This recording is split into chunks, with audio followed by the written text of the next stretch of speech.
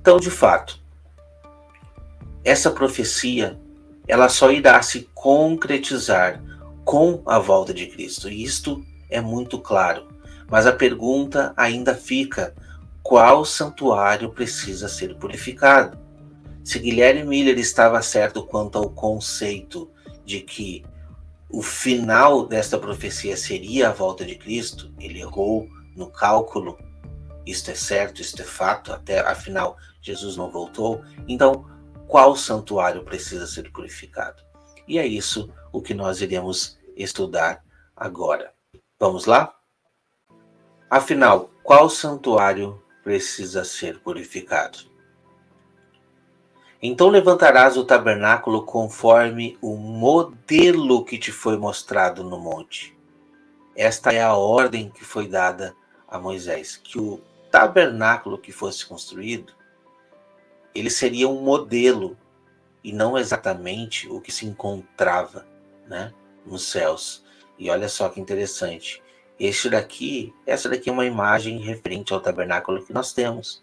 Ali a gente via o pátio, todos os utensílios, os móveis que eram necessários no pátio, depois o lugar santo e ali atrás do véu o lugar santíssimo.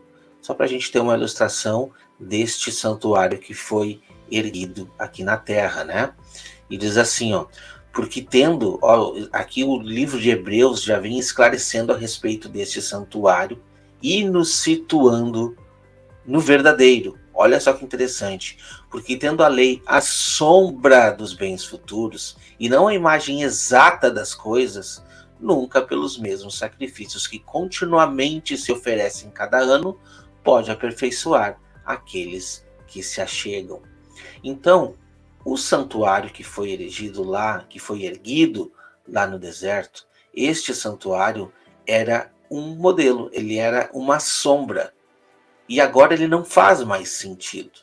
Então, de qual santuário nós estamos falando? Vamos continuar nesta investigação.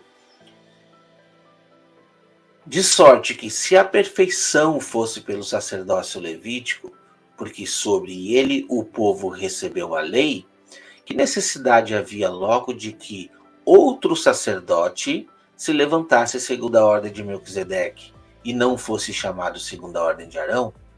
Porque mudando-se o sacerdócio, necessariamente também se faz mudança de lei. Por isso, nós não precisamos mais repetir esses rituais. Por isso que o nosso sacerdote hoje é Jesus Cristo. Por isso que nós podemos nos achegar diretamente ao trono da graça de Deus.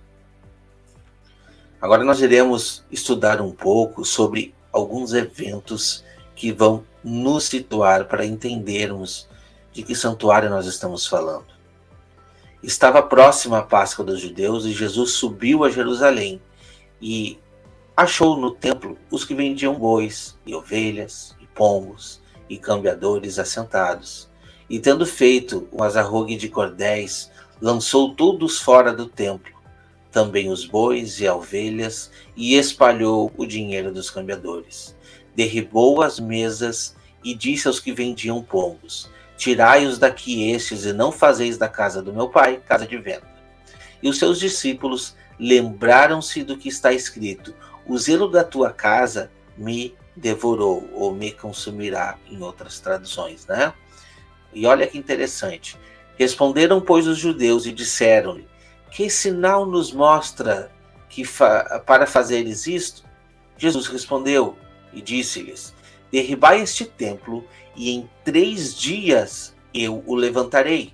Disseram, pois, os judeus: em 46 anos foi edificado este templo, e tu levantarás em 3 dias? Mas ele falava do templo do seu corpo. Quando, pois, Jesus ressuscitou dentre os mortos, os seus discípulos lembraram-se do que lhes dissera isto e creram nas Escrituras, na palavra que ele tinha dito.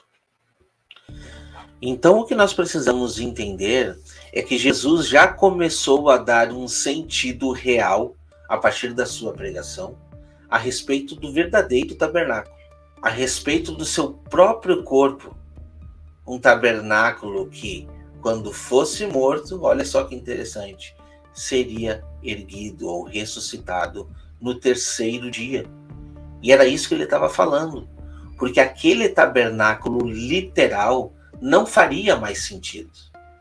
Lembra que nós lemos em Hebreus ali que aquela lei era a sombra dos bens vindouros? Este é o bem vindouro, o corpo de Cristo ressurreto. Entende?